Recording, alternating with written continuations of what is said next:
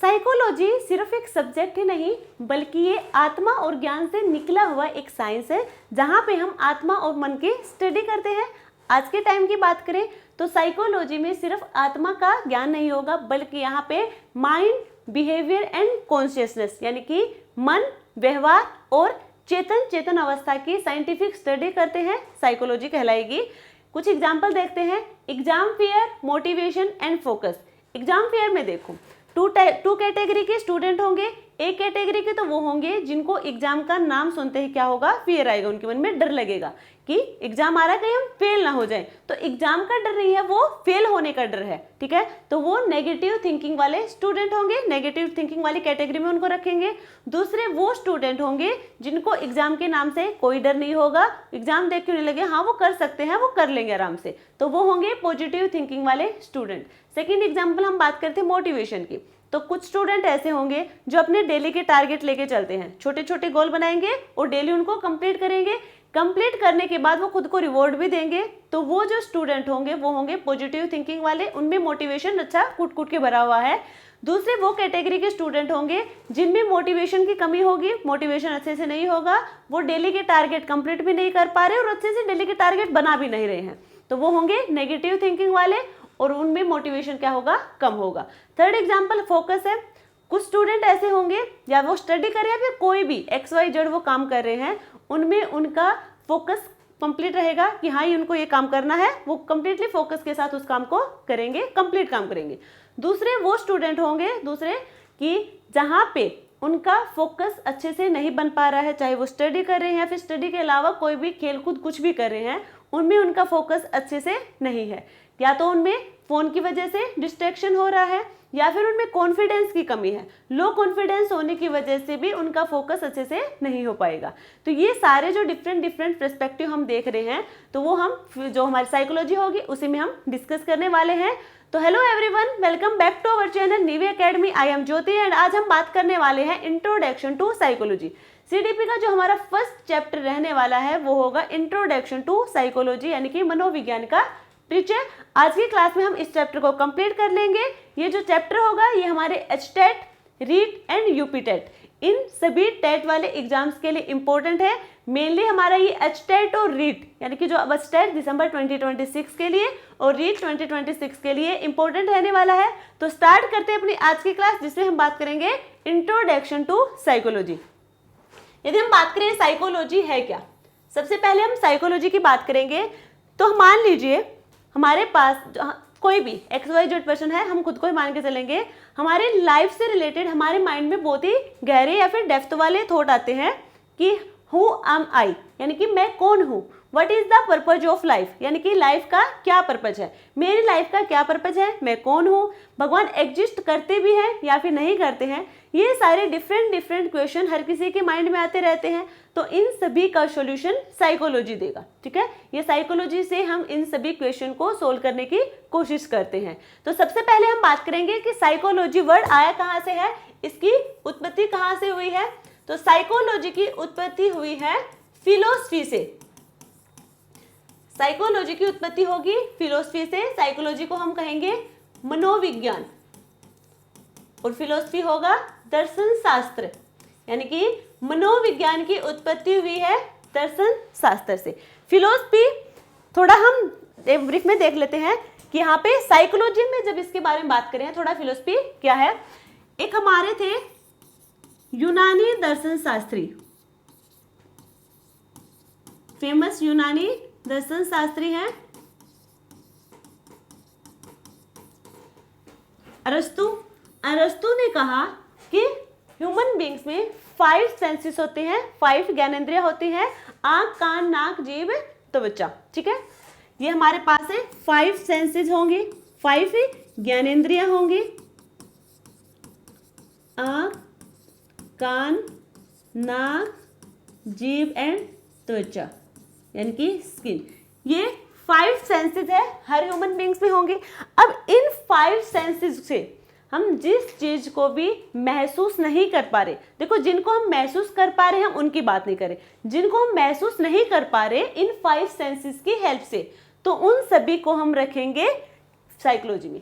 उन सभी को हम रखेंगे साइकोलॉजी में कि इन 5 सेंसेस की हेल्प से जिन चीजों को हम फील नहीं कर पा रहे तो उनको हमने रख दिया साइकोलॉजी में। ये बताया था अरस्तु ने। अरस्तु थे यूनानी के फेमस फिलोसफर।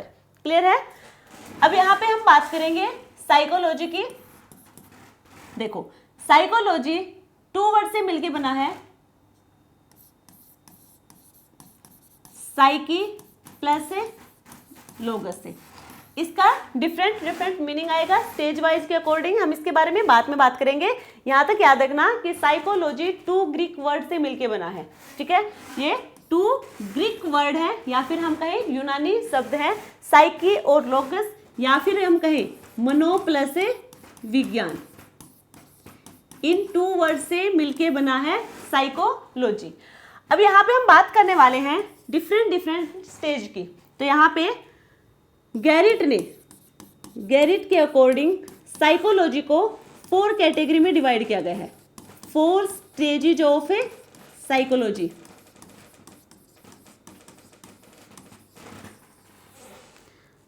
गैरिट ने साइकोलॉजी का क्या क्या है, वर्गीकरण क्या है, 4 स्टेज में इसको डिवाइड किया गया है।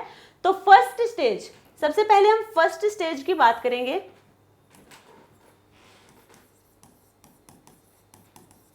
फर्स्ट स्टेज आई थी 16th सेंचुरी में।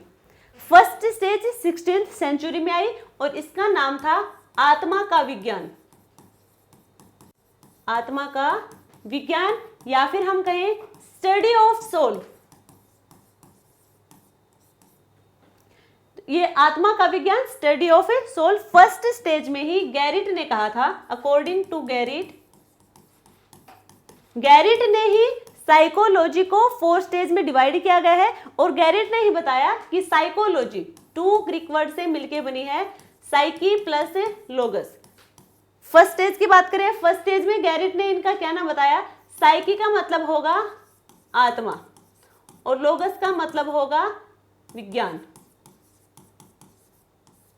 या फिर क्या होगा, स्टडी करना, अध्ययन करना, ये सब होगा, अध्ययन करना, स्टडी करना। ठीक है, और यहाँ पे साइकी का मतलब होगा आत्मा फर्स्ट स्टेज में। ठीक है, तो फर्स्ट स्टेज किसने दी थी, फर्स्ट स्टेज दी थी अरस्तु।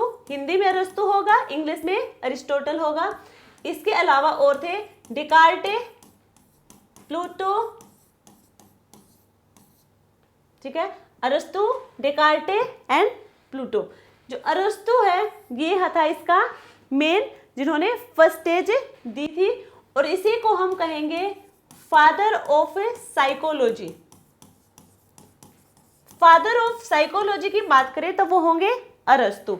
अरस्तु ने ये कहा था कि साइकोलॉजी एक अलग से सब्जेक्ट है, इसको हमें अलग से डिस्कस करना चाहिए, ना कि फिलोसफी में। साइकोलॉजी को अलग से हमें स्टडी करना चाहिए। ये बात सबसे पहले अरस्तु ने कही थी और ये होंगे फादर ऑफ साइकोलॉजी। तो सबसे पहले अरस्तु ने एक बात कही थी, उस बात को याद करो कि 5 सेंसेस है और इन 5 सेंसेस से जिसको हम फील नहीं कर पा रहे उनको हम रखेंगे साइकोलॉजी में। तो यहाँ पे हम बात करें आत्मा की, हमने यहाँ पे बात की है आत्मा की। तो क्या आत्मा इन 5 सेंसेस से फील कर सकते हैं? सबसे पहले हम बात करें आंख की। क्या हम आंखों से देख सकते हैं कि आत्मा कैसी है दिखने में? कोई नहीं देख सकता। क्या हम जीभ से, उसका कोई टेस्ट है कि हम टेस्ट से बता दें कि आत्मा कैसी होगी? वो भी हमें नहीं पता। क्या कानों से हम सुन सकते हैं कि उसकी साउंड कैसी है, कि आत्मा की साउंड ये है वो है? तो हमें नहीं पता, कानों से भी हम उसको फील नहीं कर सकते। रही बात अब जीभ की हो गई थी हमारी, टंग की, सॉरी स्किन की हम बात करें तो स्किन से कैसे पता चलेगा कोई चीज़ हमारी हॉट है, कोल्ड है? ये हमें किससे पता चलता है? स्किन के टच से पता चलते हैं। तो क्या हम स्किन के टच से बता सकते हैं कि आत्मा कैसी है? तो भी हमें नहीं पता कि आत्मा कैसी होगी। तो इन सभी सेंसेस से हम पता नहीं कर सकते कि आत्मा कैसी होगी, इनसे हम महसूस नहीं कर सकते आत्मा को, इसीलिए रखा है इसे साइकोलॉजी में। अब यहाँ पे बात करें, आत्मा को हमने साइकोलॉजी में तो रख दिया, बट हमने साइकोलॉजी में क्या कहा है कि आत्मा, मन, बिहेवियर, ठीक है, व्यवहार और चेतन, इन सब ये सब क्या है, साइंस का पार्ट बताया हमने। ये हमने क्या कहा, साइंस का। सबसे पहले हमने साइकोलॉजी को ही साइंस का पार्ट बताया है।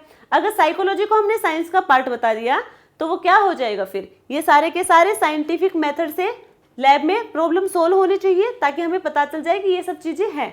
तो आत्मा हमें इन 5 सेंसेस से हम फील नहीं कर पा रहे, तो इसका हम लैब में कोई एक्सपेरिमेंट नहीं कर सकते। तो हम इसका कोई एक्सपेरिमेंट नहीं कर सकते। क्या ये साइंस का पार्ट होगा? ये बिल्कुल भी साइंस का पार्ट नहीं होगा। ये बात किसने कही? डेकार्टे ने कही। ये कही थी डेकार्टे ने। डेकार्टे अरस्तु के शिष्य थे, स्टूडेंट थे, ठीक है। और ये होंगे फर्स्ट स्टेज के समर्थनकर्ता, फर्स्ट स्टेज के समर्थनकर्ता होंगे। डेकार्टे अरस्तु के स्टूडेंट थे और डेकार्टे ने ये कहा था कि आत्मा पे हम कोई साइंटिफिक एक्सपेरिमेंट नहीं कर सकते। यदि इस पे एक्सपेरिमेंट नहीं कर सकते वो साइंस नहीं हो सकती, क्योंकि साइंस में सबसे पहले हम क्या करते हैं, एक्सपेरिमेंट करके देखते हैं। यदि हम उस पे एक्सपेरिमेंट नहीं कर सकते, साइंस नहीं है, साइंस नहीं है तो वो हमारी साइकोलॉजी भी नहीं होगी। यानी कि साइकोलॉजी का मतलब ये तो बिल्कुल नहीं होगा कि वो आत्मा का विज्ञान है, ठीक है। तो ये किसने कहा? डेकार्टे ने कहा था। तो यहाँ पे आत्मा को क्या, आत्मा का विज्ञान को रिजेक्ट कर दिया।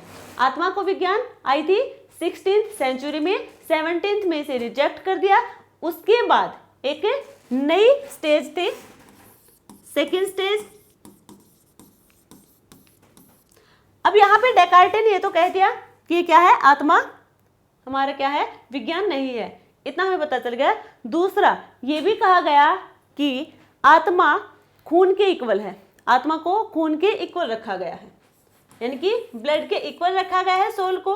अब ये खून के इक्वल है, यानी कि कोई भी इंसान है, जब उसकी मृत्यु हो जाएगी तो क्या वहाँ पे उस इंसान में खून रहेगा? खून बिल्कुल नहीं रहेगा। क्या इतनी नई नई साइंस की टेक्नोलॉजी आ चुकी है, क्या वहाँ पे ब्लड बनाया जा सकता है? इतनी टेक्नोलॉजी आने के बाद भी मरे हुए इंसान में कभी भी ब्लड हम नहीं बना सकते। वैसे ही आत्मा है, जैसे इंसान की मृत्यु हुई खून चला गया, वैसे ही आत्मा का है, इंसान की मृत्यु हुई खून वहां चला गया। तो खून का और आत्मा का कंपैरिजन किया गया है कि सोल ही क्या है, ब्लड है। सोल का कंपैरिजन क्या है, ब्लड से, ठीक है। तो ये हम इसका कंपैरिजन किया गया है। 17th सेंचुरी में आत्मा का विज्ञान को यहाँ से हटा दिया गया, रिजेक्ट कर दिया गया। उसके बाद नेक्स्ट स्टेज आई है सेकेंड स्टेज, और सेकेंड स्टेज का नाम होगा मन का विज्ञान। मन का विज्ञान यानी कि study of mind, study of a mind, मन का विज्ञान, या फिर हम कहें इसको मस्तिष्क का विज्ञान। मन का विज्ञान या फिर मस्तिष्क का विज्ञान। और सेकेंड स्टेज आई थी 17th सेंचुरी में। किसने दी थी पहले वो देखो। मन का विज्ञान दी थी इटली के पोम्पोनोजी,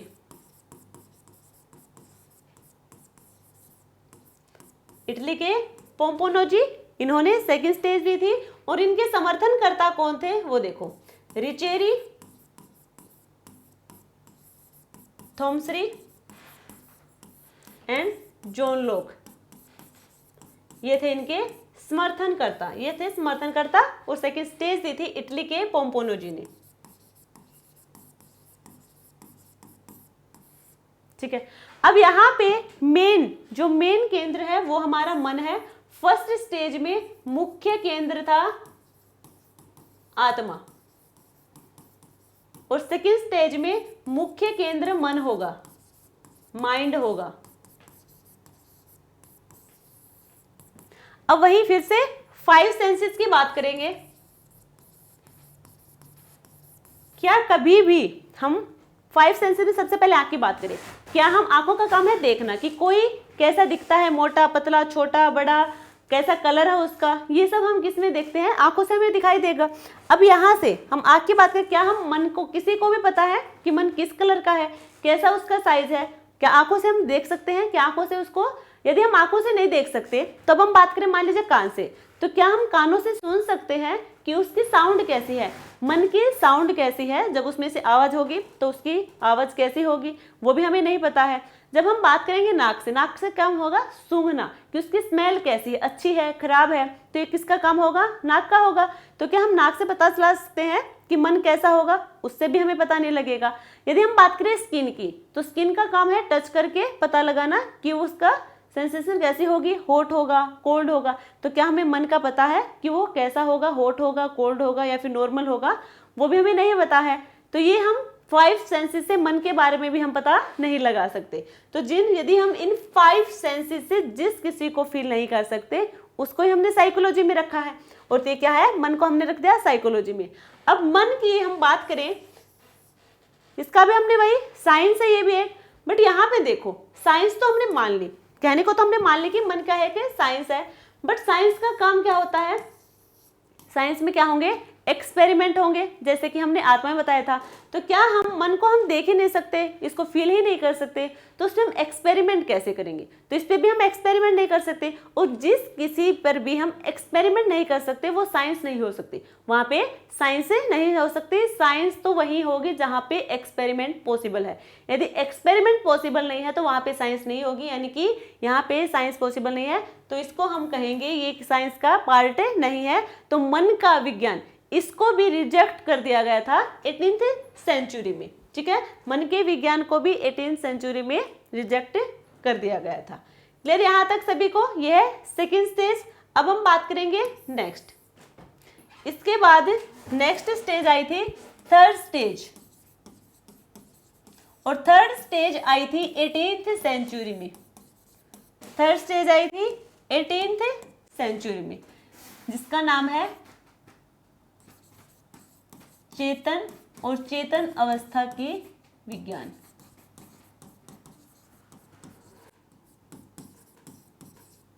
या फिर हम कहें study of consciousness, study of consciousness. किसने दी थी थर्ड स्टेज, यानी कि चेतन और चेतन अवस्था का विज्ञान? ये दी थी William Wundt and William James, William Wundt and William James. Main तो ये दिया था विलियम वुंट ने, और विलियम जेम्स इसके समर्थन करता थे, विलियम जेम्स इसके समर्थन करता थे। विलियम जेम्स अमेरिका से थे, ये अमेरिकन है, और ये जर्मनी से थे। विलियम वुंट जर्मनी के थे, विलियम जेम्स अमेरिकन थे। मेनली थर्ड स्टेज दी थी विलियम वुंट ने, विलियम जेम्स इसके समर्थन करता थे। और थर्ड स्टेज में हमारे पास थी चेतन, चेतन अवस्था का विज्ञान, ठीक है। अब यहाँ पे विलियम वुंट है, विलियम वुंट ने यहाँ पे 1879 में, किसने दी थी, विलियम वुंट ने 1879 में जर्मनी के लिपजिंग शहर में, लिपजिंग यूनिवर्सिटी में, लिपजिंग विश्वविद्यालय या फिर कहीं यूनिवर्सिटी में प्रथम मनोविज्ञान प्रयोगशाला बनाई।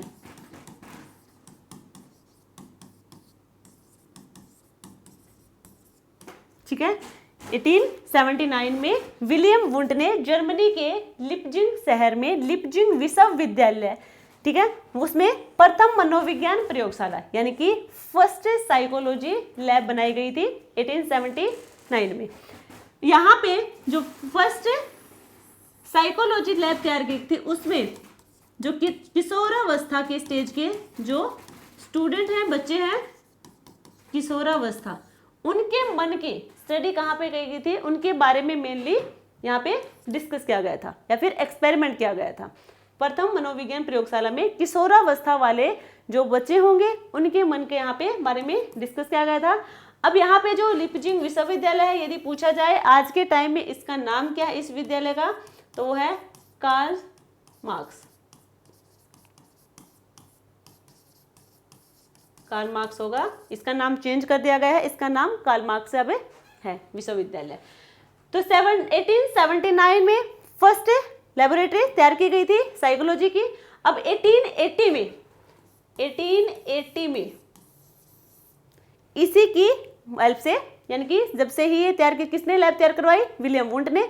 इसी की वजह से यहाँ पे 1880 में जो साइकोलॉजी है, साइकोलॉजी को कहा कि इसे एक जो फिलोसफी है उसी का पार्ट था पहले, अब इसको फिलोसफी से अलग कर दिया गया है। 1880 में अलग किया गया है फिलोसफी से। पहले साइकोलॉजी फिलोसफी का ही एक पार्ट था, फिलोसफी में उसे डिस्कस करते थे। 1880 में यानी कि 1879 में फर्स्ट लैब तैयार की गई थी जर्मनी में।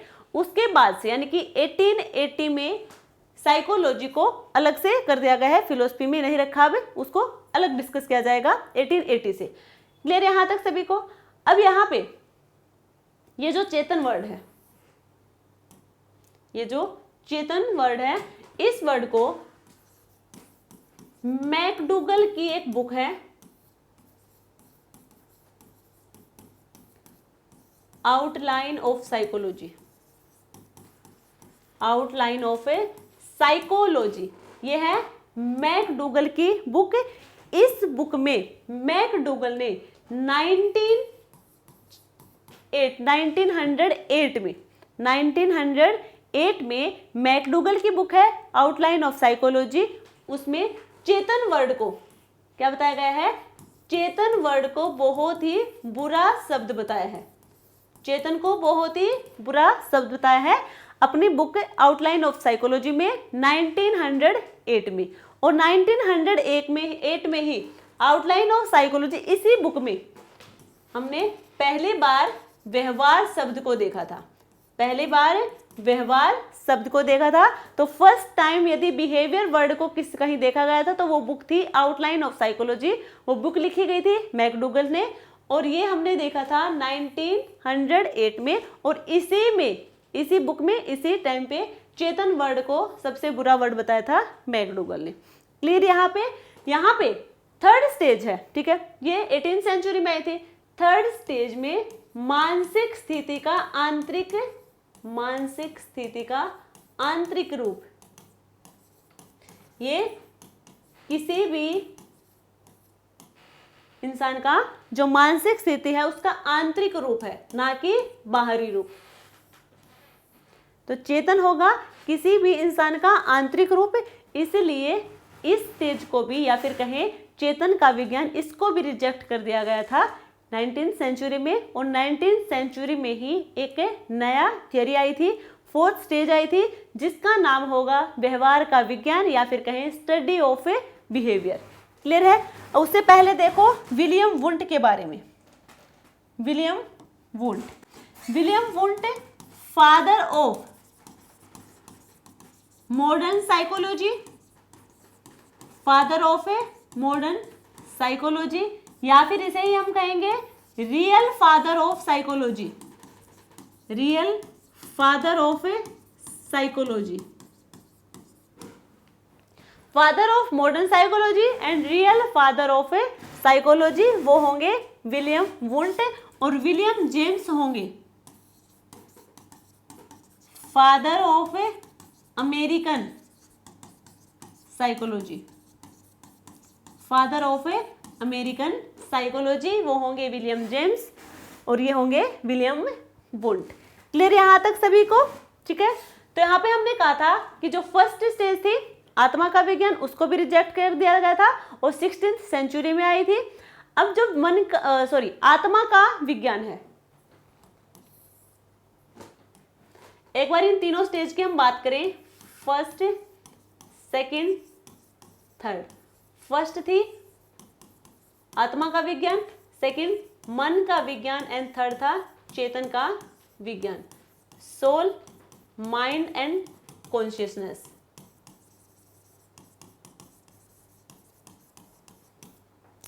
यहां पे हमने ये तो बता दिया कि किसने दी है, क्यों रिजेक्ट की गई है। तो फर्स्ट और सेकंड तो रिजेक्ट इसलिए हुई थी क्योंकि यहाँ पे कोई एक्सपेरिमेंट नहीं हो रही थी। जहाँ पे एक्सपेरिमेंट नहीं, वहाँ पे साइंस नहीं, यानी कि साइंस के पार्ट नहीं है। और फर्स्ट में आत्मा को तो ब्लड के इक्वल रखा गया था, जैसे मृत्यु होने के बाद किसी भी इंसान में ब्लड को हम नहीं बना सकते, चाहे कितनी भी टेक्नोलॉजी आ जाए, वैसे ही आत्मा का है, आत्मा को भी वहाँ पे हमें नहीं बना सकते। तो जैसे ही इंसान की मृत्यु हुई, आत्मा और ब्लड वहाँ से चले जाएंगे, दोनों को एक ही कहा गया है, आत्मा भी। अब यहाँ पे है हमारे पास है आत्मा फर्स्ट स्टेज में, कोई भी इंसान है, कोई भी मनुष्य है, वहां पे हम बात कर रहे हैं उसके आत्मा की। तो आत्मा, उसका अस्तित्व क्या होगा, उसका उद्देश्य क्या होगा, इन सभी, या फिर उसका मनुष्य के जीवन में क्या योगदान है, उसके मनुष्य के जीवन में इसकी क्या हेल्प कर सकता है, तो इन सब की स्टडी हम करते हैं आत्मा का विज्ञान में।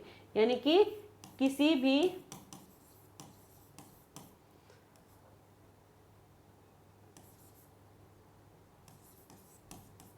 मनुष्य की आत्मा का उद्देश्य क्या है, उद्देश्य अस्तित्व, और उसके जीवन में क्या योगदान है, ये सब किसमें हम डिस्कस करते हैं, यहाँ पे। ठीक है।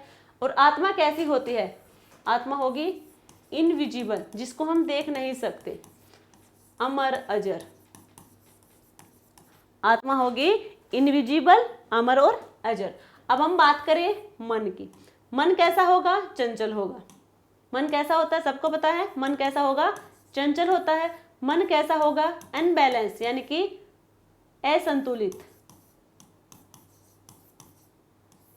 क्या होगा, मन चंचल होगा और असंतुलित होगा। असंतुलित, अनबैलेंस होगा। ठीक है। मन कभी भी एक जगह नहीं रहता, मन इधर उधर होता रहता है, तो वो तभी यहाँ पे लिखा है कि असंतुलित है। और एक ऐसा होगा, चंचल होगा। तो यहाँ पे हम मनुष्य के मन की भावनाएं क्या है, किसी भी मनुष्य के मन की भावनाएं क्या है, मन की कल्पनाएं क्या है। ठीक है। तो ये सब हम किस पे बात करते हैं, मन की भावनाएं होगी, मन की कल्पनाएं होगी, मन का उद्देश्य क्या है, और इसका मनुष्य के जीवन में क्या योगदान है, ये सब हम बात करते हैं सेकंड स्टेज, यानी कि मन का विज्ञान। थर्ड हमारे पास है चेतन। चेतन भी हमने बता दिया कि ये मानसिक स्थिति का आंतरिक रूप है।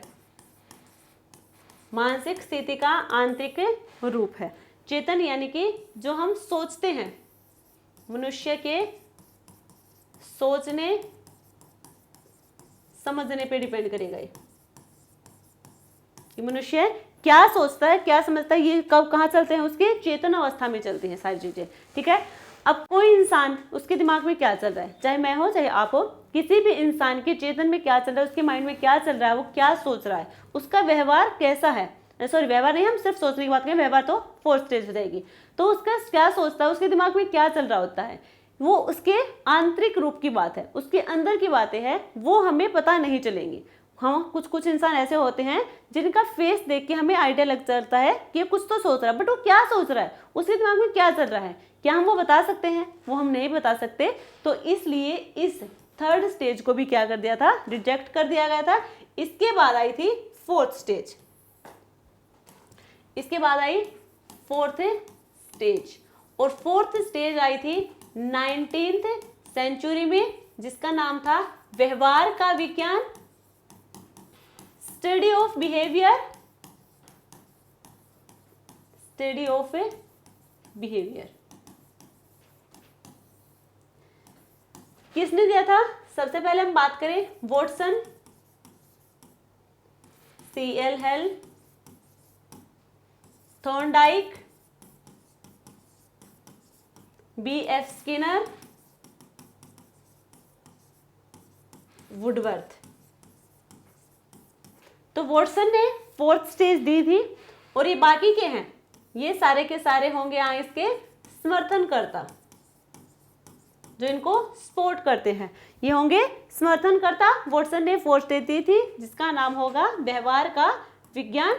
अब यहाँ पे बिहेवियर की बात करेंगे, ये होगा मानसिक स्थिति का बाह्य रूप, मानसिक स्थिति का बाह्य रूप, यानी कि थर्ड स्टेज में हमने बताया था मानसिक स्थिति का आंतरिक रूप, जो कि था चेतन का विज्ञान, यानी कि किसी भी इंसान के माइंड में क्या चल रहा है, वो क्या सोच रहा है, हमें नहीं पता। ठीक है। बट यहाँ पे बिहेवियर से हमें पता चल जाएगा कि सामने वाला का बिहेवियर किस टाइप का है, तो उससे हमें आइडिया लग जाता है वो गुस्से में है या फिर वो आराम से बात कर रहा है, तो उसका नेचर कैसा है, अच्छा है, बुरा है, तो ये सब हमें उसके बिहेवियर से पता चल जाएगा। कोई भी इंसान हो, जब हम नए इंसान से मिलते हैं तो सबसे पहले उसका बिहेवियर ही देखते हैं कि उसका तुमसे बात करने का बिहेवियर किस टाइप का है। तो ये भी तो एक किस्म का एक्सपेरिमेंट है जिसको हम क्या कर रहे हैं, ऑब्जर्व कर रहे हैं किसी भी इंसान को, उसके बिहेवियर को। तो ये होगा मानसिक स्थिति का बाह्य रूप है, कि उसका जो बाहरी रूप है जो हमें दिखता है, जिसको हम ऑब्जर्व कर पा रहे हैं। ये हम नहीं कहेंगे कि व्यवहार को हम ऑब्जर्व नहीं कर पा रहे, जो हमारे 5 सेंसेस होंगे उनसे हम इसे ऑब्जर्व नहीं कर पाए, ये बिल्कुल नहीं कहेंगे, क्योंकि सामने वाले का नेचर कैसा है, उसका बिहेवियर कैसा है, उसके बोलने का ढंग, उसका उठने का तरीका, जो भी बातें हैं सब हम क्या कर रहे हैं, आंखों से ऑब्जर्व कर रहे होते हैं। तो वो हम इन 5 सेंसेस से ऑब्जर्व कर रहे होंगे, ठीक है।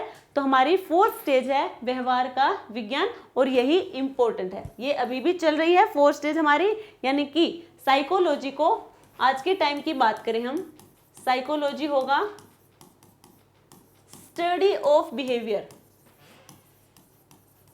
स्टडी ऑफ ए बिहेवियर ये होगा, ठीक है। बात करें किसने दी थी, वॉटसन ने दी थी। तो वॉटसन को हम कहेंगे फादर ऑफ बिहेवियरिस्ट साइकोलॉजी, ठीक है। और थॉर्नडाइक होंगे हमारे father of educational, father of educational psychology, father of educational psychology होंगे थॉर्नडाइक। वॉटसन होंगे father of behaviourist psychology. Last में हमने बात की थी विलियम वुंट की। विलियम वुंट को हमने फादर ऑफ मॉडर्न साइकोलॉजी कहा, रियल फादर ऑफ साइकोलॉजी कहा, और ये father of experimental psychology, father of experimental psychology. तो ये सभी आपको याद रखने हैं, क्वेश्चन में डायरेक्टली आपसे पूछे जा सकते हैं, ठीक है। तो विलियम वुंट होंगे फादर ऑफ एक्सपेरिमेंटल साइकोलॉजी।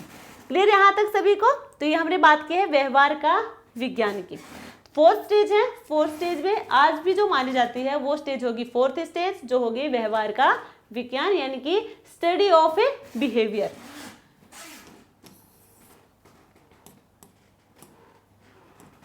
अब यहां पे देखो कि हमने साइकोलॉजी वर्ड 2 ग्रीक वर्ड से मिलके बना है। एक तो होगा साइकी, एक होगा लोगस। लोगस का मतलब होगा स्टडी, या फिर हम कहें अध्ययन करना, चिंतन करना, ये होगा लोगस का मीन्स। और साइकी का मतलब होगा, देखो डिफरेंट रूप में, डिफरेंट या फिर कहें अलग अलग समय पर अलग अलग रूप होंगे इसके, भिन्न भिन्न समय पर भिन्न भिन्न रूप में होगा।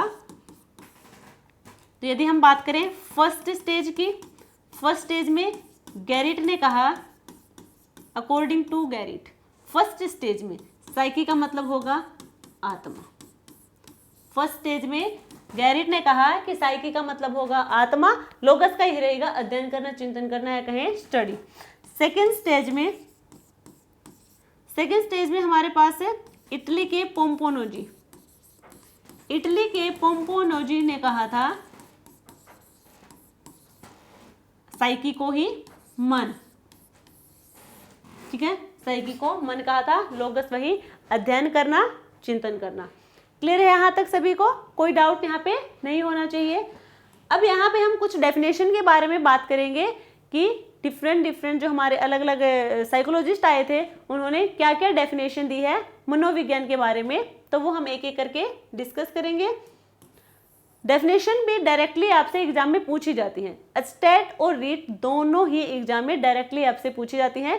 यदि हम बात करें सीटेट के एग्जाम के, तो सीटेट में डेफिनेशन वगैरह नहीं आती हैं, बट स्टेट और रीट इन एग्जाम्स में डेफिनेशन वगैरह, या फिर कहीं जो आपको ये ईयर बताए जाते हैं कि कौन से ईयर में क्या थ्योरी आई है, ये सब हमारे स्टेट और रीट के एग्जाम में डायरेक्टली आपसे पूछे जाते हैं। तो याद करना जरूरी, हर पॉइंट को याद करना यहाँ पे इम्पोर्टेंट है।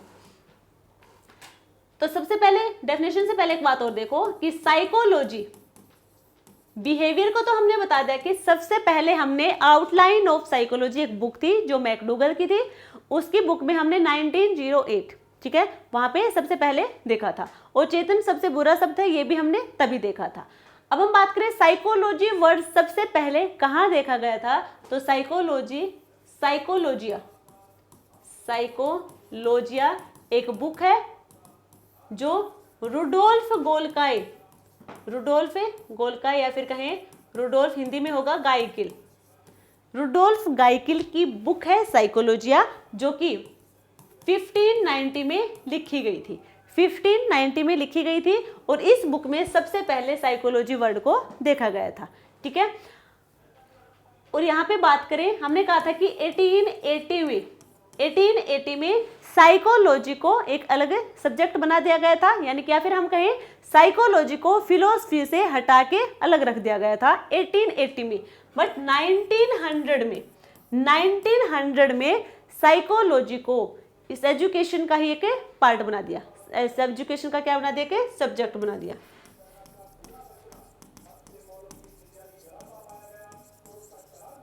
तो एजुकेशन का सब्जेक्ट बनाए 1900 में और फिलोसफी से अलग कर दिया गया था 1880 में।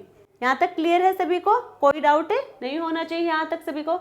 अब हम बात कर रहे थे डेफिनेशन की, कि डेफिनेशन क्या है वो देखो। सबसे पहले जो डेफिनेशन दी थी वाटसन ने क्या डेफिनेशन दी थी, मनोविज्ञान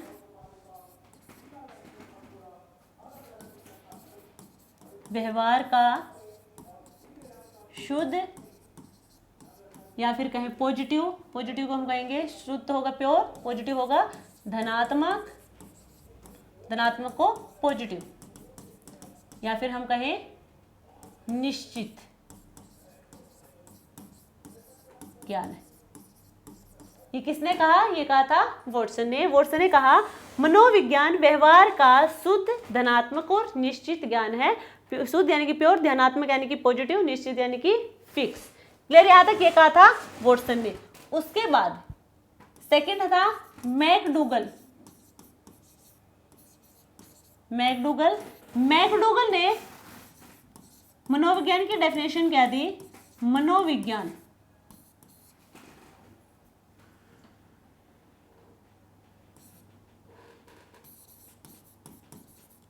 आचरण और यथार्थ का विज्ञान है। आचरण और यथार्थ का विज्ञान है, ये कहा है मैकडूगल ने कहा मनोविज्ञान आचरण और यथार्थ का विज्ञान है। क्लियर यहां तक सभी को। नेक्स्ट था B.F. स्किनर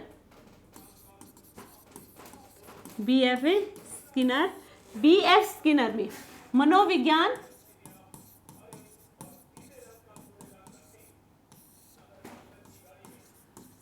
व्यवहार और अनुभव का विज्ञान है,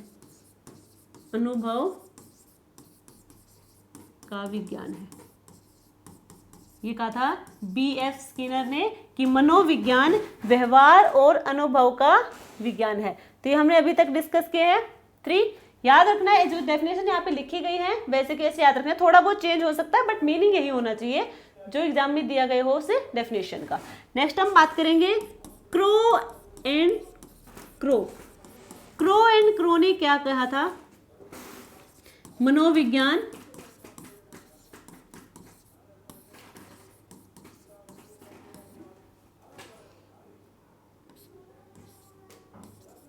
मानव व्यवहार और मानव संबंधों का विज्ञान है।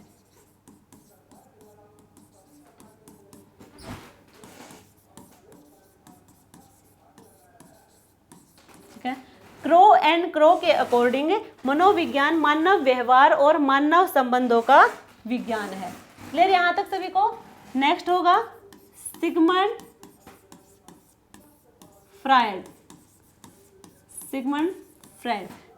फ्रायड। इन्होंने क्या कहा था कि मनोविज्ञान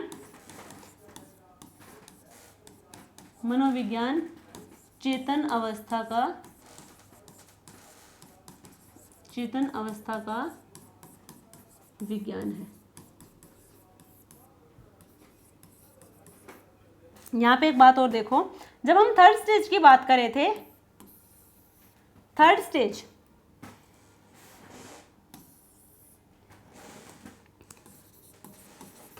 थी चेतन का विज्ञान, यानी कि कॉन्शियसनेस।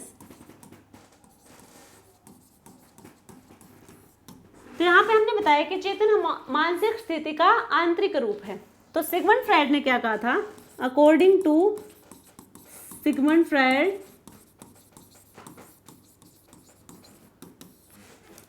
जो यहाँ पे चेतन है, ठीक है, जो ये चेतन होगा ये 3 टाइप की होंगी, या फिर हम कहें मानसिक स्थिति होंगी वो 3 टाइप की होंगी। एक होगा कॉन्शियसनेस, सबकॉन्शियसनेस एंड अनकॉन्शियसनेस, ठीक है, consciousness, subconsciousness and unconsciousness. Consciousness का तो मतलब होगा कि जो हाल फिलहाल हमारे माइंड में जो बातें चल रही होती है, जो भी काम, जो भी हम सोच रहे हैं, जो एट ए टाइम हमारे दिमाग में जो बातें चल रही हैं, वो है कॉन्शियसनेस माइंड। अब हम बात करें सब कॉन्शियसनेस। सब कॉन्शियसनेस है कि वो जो घटना है या फिर कोई भी प्रोसेस है वो पहले हो चुकी है, बट वो हमारे माइंड में एक जगह पे हमें याद हो गई है, या फिर एक जगह लिखी गई है, मान लीजिए वो हमें याद है पर वो हो चुकी है पहले से ही, अभी नहीं हो रही, ठीक है, ये हो चुकी है, ये अभी हो रही है प्रोसेस हमारे माइंड में। अनकॉन्शियस हो तो ये भी चुकी है बट ये हमें याद नहीं है। अनकॉन्शियस क्या है कि कोई भी प्रोसेस होगी या फिर कोई भी बात हो या फिर कोई भी एक्टिविटी हो जो पहले हो चुकी है बट हमें याद नहीं है, बट कहीं ना कहीं वो भी हमारे माइंड में, यदि हमारे माइंड में होगी वो, बट क्या हो सकता है कि फिर से वो इंसिडेंट आए और हमें वो उस टाइम पे याद आ जाए, तो वो क्या होगा? अनकॉन्शियस माइंड, यानी कि वो कहीं छुपा हुआ है, ठीक है, जहाँ पे हम अभी याद नहीं, हम वो भूले हुए हैं, बट वो इंसिडेंट सेम हमारा फिर से हो जाए तो हमें वो याद आ जाएगा और उसे हम कहेंगे अनकॉन्शियस माइंड। तो सिगमंड फ्रॉइड ने क्या कहा था कि ये सिर्फ कॉन्शियस ही नहीं, ये सिर्फ स्टडी ऑफ कॉन्शियसनेस नहीं है। माइंड के 3 पार्ट होते हैं, तो 2 और भी हैं, सब कॉन्शियस और अनकॉन्शियस, वो कहाँ गए? तो हम इसलिए इसको भी रिजेक्ट किया गया था। और एक ये क्या था?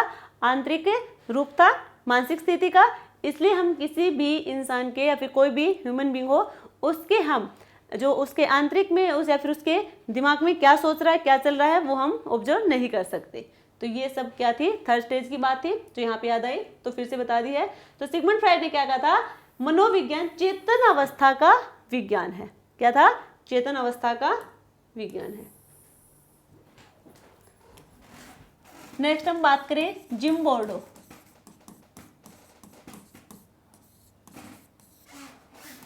मनोविज्ञान जीवधारियों, मनोविज्ञान जीवधारियों के व्यवहार का विज्ञान है। क्या होगा? जिम्बार्डे के अकॉर्डिंग मनोविज्ञान जीवधारियों के व्यवहार का विज्ञान है। अब हम बात करेंगे वुडवर्थ के अकॉर्डिंग मनोविज्ञान